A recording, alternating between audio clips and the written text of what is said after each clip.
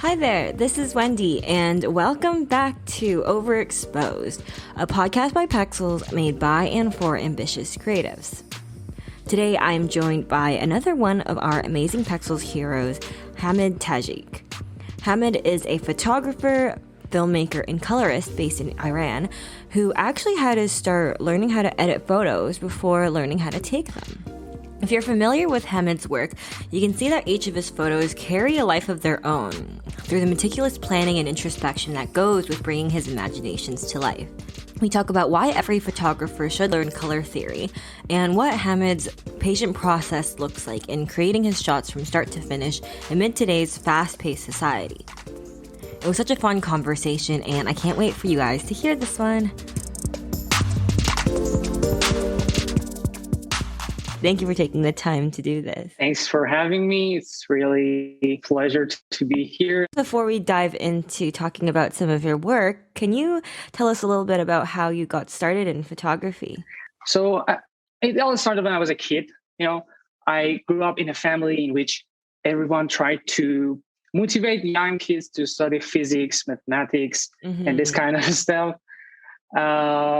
I always thought physics and mathematics are two things I'm crazy about. But to be honest, that is the biggest lie in my life. I never liked them. I never liked them. And this thought was put on my mind from all the people around me who said mathematics are really good. It's going to make you successful. It's going to make you rich and other stuff. But art, photography, filmmaking, has always been something that I was passionate about. I really loved. And I remember I was always the best student in art class. I painted these fantastic artworks and drawings, which made all my classmates surprised. And that was pretty cool. And as I grew up, I started using apps like Photoshop, Premiere Pro. I took photos with my phone and moved them to my computer, started editing. Despite the fact that I didn't have much time for my hobbies during high school, I always managed to put a little time for editing. I edited people's photos. I edited movies photos. I edited everything I got. And when I started university, my older brother, who was living in Germany, sent me a Chinese camera called Median. It was named Median, I think. It wasn't a DSLR camera, but in that time where I was really crazy about photography, that was enough for me. It was like, I had a soulmate in my life finally. Yeah. And as soon as I got the camera, I started taking photos from everywhere. And I think that's the most effective camera in my life because it made me aware of how good I am in this art, how much I love it, and how much it makes me happy. And the rest is history. Yeah, that's so interesting. So you started editing before you started taking pictures? Yes, exactly. I was editor before I became a photographer. I think most people who are photographers, they would usually start taking photos and then kind of learn editing after the fact. But for you, it's kind of like the opposite. Exactly. And in my opinion, if you are an editor and then you go for photography, that would be much easier for you. That would help you much more because you're familiar with colors, with feelings, and that would make everything much easier. Like for me, when I started with photography, I started like the traditional way where I had a camera and I was taking photos, and then I learned editing after the fact. And I remember editing was so overwhelming at first. Like when you open up Photoshop or Lightroom for the first time, there's so many things that you can do that it's so hard to know where to start. And especially with like the colors and stuff, I played around with some really crazy colors in the beginning just to do anything. But it must have made, like once you started taking photos, it must have made it a lot easier to be able to know your style right when you started taking your own photos. Exactly. Yeah, totally agree with you. And when you started editing, you said you were taking photos from like movies and other people's photos as well. I know everyone says like to edit in RAW because it has like more colors and stuff. So were you editing in, JPEG? Well, at first when I had the medium camera, I started editing in JPEG. But as soon as I bought my DSLR camera, I edited in RAW, because in Hmm. RAW you have much more control on colors, on highlights, shadows, everything. Right. It's much better, I think. I do that in Hmm. RAW. Yeah, it must have made a huge difference to make the change because when I first started, I had no idea what RAW was. I just thought, oh, it took way too much memory, so I'm just gonna shoot in JPEG, not knowing the difference. Once you start editing a photo in RAW, it's so crazy, like how much you can do to it. Sometimes I like looking at my before and afters, and you see it's like a completely different photo. Like the photos where I wasn't super excited about at first, but you can completely change how it looks with editing. Exactly. Yeah, and that's really exciting when you just go for before and after. You see, wow, what have I made? It's really Hmm. exciting. I really like that about editing. Yeah. And when you first started photography, did you always know that you were going to go into like portraits? I never thought about going to any special genre. You know, I look at it just like it's photography. Okay, it's photography, and I'm Hmm. happy with taking photos. But as days go by, I started finding my style, what I love more. I remember I really Hmm. liked night portraits with neon lights, and then after that, I started liking photos that are much more conceptual, have Hmm. feelings. And there are photos that are combination of people and nature, these kind of things. Hmm. To sum up, I can say that I start to find that everything around me is beautiful in my way, in my Hmm. mind, and why not taking them in my style and show them to the people? Yeah, that's great. That kind of mentality because sometimes you can get uninspired super easily. And I know I go through these phases too, where I was like, especially now that everyone or in the past year has been locked down, it's easy to say like, oh, like you don't feel inspired or something, but being able to kind of appreciate those things and take it in your own style, I think that will get you very far. Exactly, exactly. And I think your signature style right now, when I first became familiar with your work on Pexels, I was really blown away by how like incredible your styled shoots are. It looks like a whole production. So where do you draw inspiration from to create these styled and themed shoots? I think a lot, I really think about them. I think a lot, Hmm. I watch a lot, and I listen a lot. I use these senses to make that work. Hmm. And by any of those things I just said, I mean, thinking, whenever I'm in a bus or subway or situation in which I can't do anything but thinking, I start creating a space in my mind. And in that space, I look for things to complete a concept.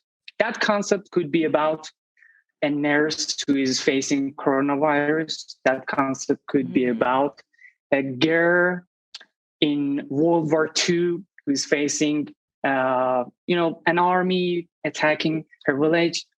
It could be about a woman who is in love with her cat and she Hmm. lost her. It could be anything. I mean, the three things that I just said, I've taken these photos and they're in my page on Instagram. And I really want to show power. I want to I want to show a message, make a feeling, and remind people of an important event. And about watching, I said I watch a lot. Try to think about different options, location, everything until it's completed. And as soon as it's completed, in my mind, it makes sense in my mind. I try to find a person who fits the character I have made, and just call her or him. In my opinion, movies are compilation of all arts. It's really obvious. In any movie, hundreds of artists are working together to achieve a Hmm. goal. So I think in any movie, you can get at least one idea because hundreds of artists are working. Can you just get one idea from them? Yeah. I Yeah. think you can. It's really simple. And about the music or listening to music, I was listening to music with all my heart. Some of my latest work actually are inspired directly by some songs and musics. I always listen to music very deep. I close my eyes, start imagining and making scenes with the music. I think music is the sound of it's like the sound of thoughts, you know. The Mm-hmm. musician has put his thoughts in a music, and in any music you can find a feeling, and if that Mm-hmm. feeling goes to your concept, you have to use it. Trust me, you have to use it. It's going to be really cool. Those are really great points, being able to think about things, because even though it seems so simple, I think in today's day and age with technology and stuff, it's so easy to just scroll through Instagram and see what someone else is doing and think, oh, I'm going to do that too, which is completely fine because you're always learning something and kind of challenging yourself. But I think what really takes your work one step further is that you're able to kind of think of something that's completely different, that's only in your own mind, like obviously inspired by things like filmmaking and music and stuff, but you're able to really dissect it and figure out what it is that really you're inspired by and what you really love about it. And I think that's really refreshing to be able to see in today's day and age when it seems like a lot of people are just kind of going with the trend or copying what other people are doing. Exactly. Yes, I totally agree with you. And it has a very good feeling, you know. When I finish a project, I finish an idea. I think about it for about a month, and then I Oh, go wow. for the shooting. And after I edit the photos, I start touching them, and the, it takes, I started watching them for days, for weeks sometimes. I put them on the wallpaper, on my, I don't know, computer screen, phone screen, everywhere. And I just start looking at them and connect with them. Yeah, so you have this idea, and then you kind of are able to think about it for a little bit. And then when it comes to the shoots, do you do everything by yourself, or do you usually work with other like makeup artists or set designers and stuff like that? I just work with makeup artists and fashion designers. I never work with set design. I do that myself. Oh, wow. Do you usually do it in like a studio, or do you have to go out and kind of look for locations? Personally, I think natural light and natural places are much more better, obviously, because Hmm. they are natural. I love everything that is natural, and I go for everything that is natural. So mostly I take my photos and ideas outdoor. I find a place who goes with my concept, and I just go for it. Yeah, that's a great point. When you're shooting outside, like you don't really have to worry too much about all the lighting and stuff. But yeah, if you are able to do that, it's a really great thing to take advantage of, to use natural lighting and whatever is around you. Exactly. Yeah. Yeah, and I think one of the hardest parts about doing portraits, especially for those who are starting, is being able to direct the models. What are some of your tips for directing models to have them be able to evoke the emotion that you want them to show? Because, like you said, a lot of the concepts are stuff that you made in your head that you've been thinking about. So, how are you able to kind of convey that to the models to get them to do what you envisioned? Well, personally, I always try to talk with models before the shooting, Hmm. so that I could understand their personality and see how close they are to the character I've made for the project. And believe me, that makes everything perfect and easier. I also Hmm. talk to them during the shooting and tell them to, go free. Don't even think about the Hmm. shooting. Don't even think that I'm here. Just try to connect with the character we've talked about. Try to focus and make real feelings, because we want the photos to be alive, to have soul, and that's Right. that's that's not possible if you don't make real feelings. I tell them to just go look around and think is the most Mhm. important point, because uh, you know when models start thinking, they face try to change, the expression is tries to change. For example, if I want to make a sad feeling in model's face, I asked him to think about the saddest memory they could possibly have in their mind. And as soon as the face get the muscles to where I want, I take the photo. Boom. That's it. Yeah, I know when I first started, I would be like, oh, can you do this? And then they would do it, like put your arm up or tilt your head a little bit, but then it looks kind of robotic. Exactly, yeah. But when you're able to get them to really feel something themselves, it really makes a huge difference. And it's totally noticeable in your photos as well. Exactly. And people love natural things. They want to believe what they're seeing.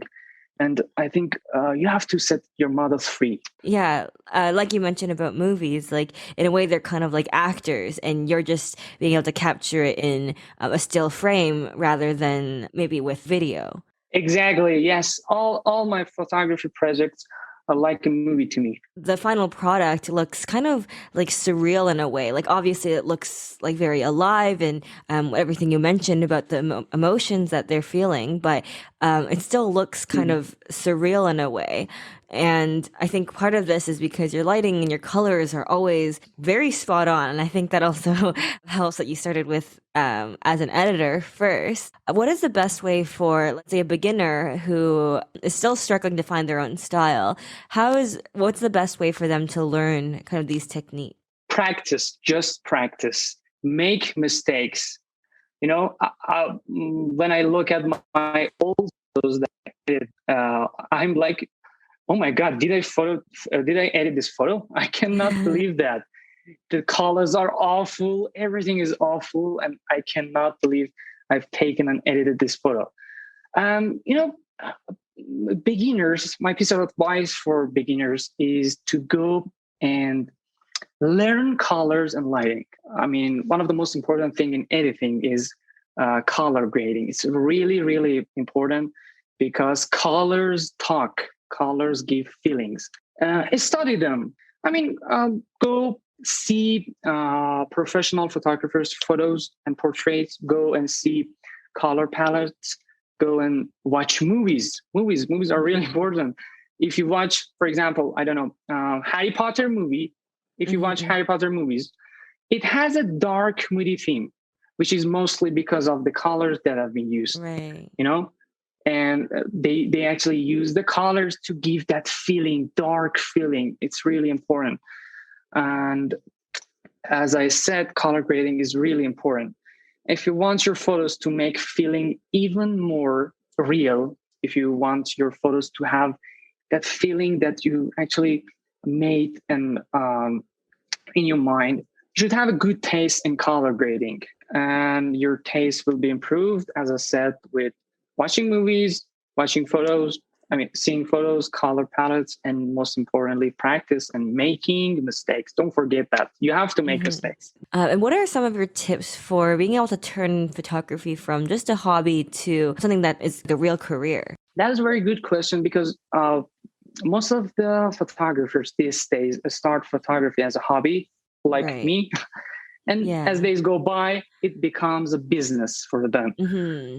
If your work is good, if the photo that you're taking, attracts the people, you can make money out of that very easily because they want you.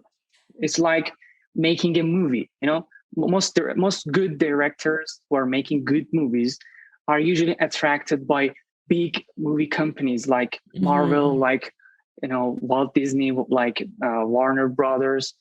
It's just like this.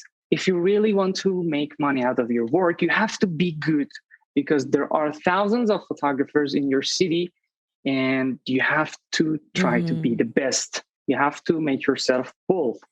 And then just go and present yourself to people in a very good way.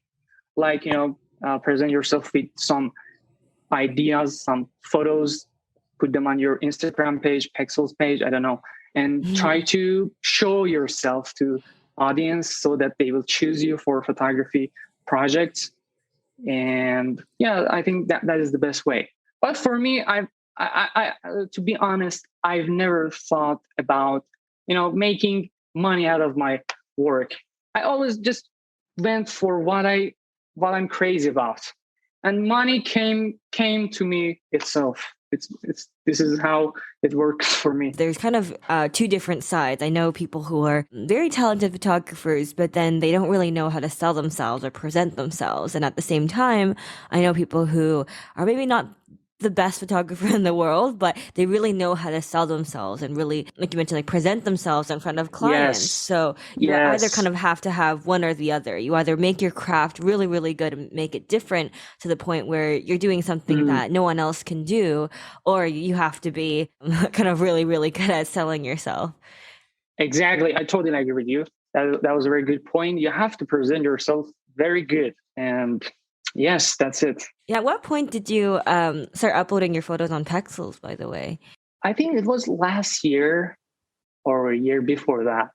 I post my photos on Instagram at first, but it didn't go, viral most of the time, because in Instagram, TikTok videos or things like that are much more popular. Yeah. I don't know why.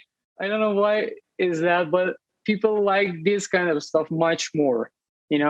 It's a very good space for photography, but they don't give you what you deserve. Completely opposite. Pexels was something that I thought, my work for any photographer and artist, watching and being seen by more and more people is the best thing he or she could possibly have. So I put the photos on Pexels and try to show them to more and more people. I got, reactions from them. A lot of people around the world painted some of my works, directed me on Instagram. They were saying, when I first saw your works, I was like, wow, you're really great. More and more people saw my works, more than just one country, more than just one island, people around the world. And that's what I really love about Pexels. Oh, that's so great to hear that you're able to get a lot more visibility from Pexels.